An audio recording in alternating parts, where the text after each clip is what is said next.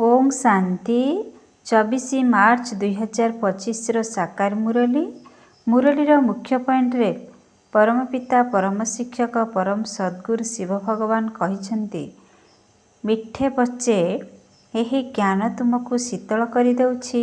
यही ज्ञान द्वारा काम क्रोधर अग्नि समाप्त हो जाउछि। भक्ति द्वारा यही अग्नि निर्वापित हो पारिबो नहीं। यही ज्ञान तुमको शीतल करि देउछि। यही ज्ञान द्वारा काम क्रोधर अग्नि समाप्त हो जाउछि। भक्ति द्वारा यही अग्नि निर्वापित हो पारिबो नहीं। प्रश्न, योग करिबारे मुख्य मेहनत कौन रहिछि? योग करिबारे मुख्य मेहनत कौन रहिछि? उत्तर, बाबांक स्मृति रे बसिबा समय देह मध्य मने न पड़ू। आत्मा अभिमानी होई बाबांकु मने पकाइबा एहा ही हेउछि मेहनतर काम।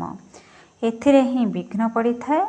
काहेकि ना अधाकल्प देह अभिमानी होई रही आसीछ। भक्तिर अर्थ हेला देहर स्मृति। धारणा पाई मुख्य सार, संग दोषरु निजकु बहुत बहुत दूरे रखिबाकु हेबो।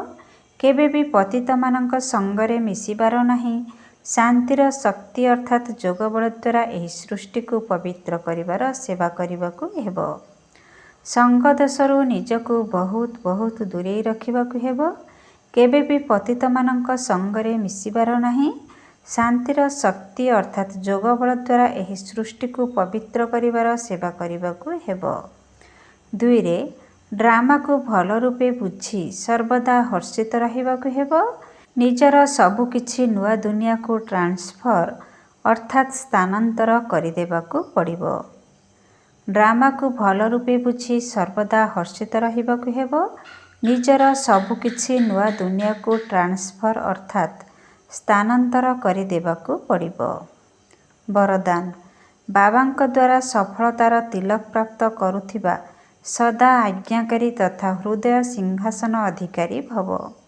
बाबांक द्वारा सफलतार तिलक प्राप्त करुथिबा सदा आज्ञाकारी तथा हृदय सिंहासन अधिकारी भव।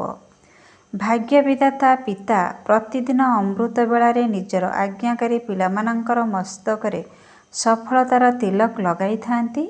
तेणु आज्ञाकारी ब्राह्मण पिलामाने केबे भी मेहनत बा मुस्किल शब्द मुख द्वारा कहिबा तो दूरर कथा संकल्परे मध्य आनी पारिबे नहीं। सेमाने सहजयोगी होई जाआंती। सेथिपाई केबे भी निराश हुओ नहीं। बरं सर्वदा बाबांकर हृदय सिंहासनर अधिकारी होई रुह। दयाशील हुओ। निजर अहंकार को एवं भ्रांत धारणा गुड़ी को समाप्त कर। स्लोगान, विश्व परिवर्तनर तारीख कथा न भाबी निजर परिवर्तनर घड़ी बा समय को निर्धार्य कर। विश्व परिवर्तनर तारीख कथा न भाबी निजर परिवर्तनर घड़ी बा समय को निर्धार्य कर। आजिर अव्यक्त इशारे बाबा कहिसंती सत्यता एवं सभ्यता रूपी संस्कृति को अपनाओ। जो माने पवित्रतार व्यक्तित्व संपन्न आत्मा होइथिबे सेमानकु सभ्यतार देवी कहा जाए। सेमानक भितरे क्रोध विकारर अपवित्रता मध्य रही परिबो नहीं। जदि क्रोधर सूक्ष्म रूप ईर्षा दोष घृणा मध्य थिबो तेबे ताहा मध्य अग्नि अटे जहाँकि भितरे भितरे जलाई थाए। बाहररू देखिले लाल हलदिया देखा जाआंती नहीं किंतु कला होई थांती। तेणु वर्तमान एही कालिया पणिया को समाप्त करी सच्चा एवं स्वच्छ हुओ। ओम शांति।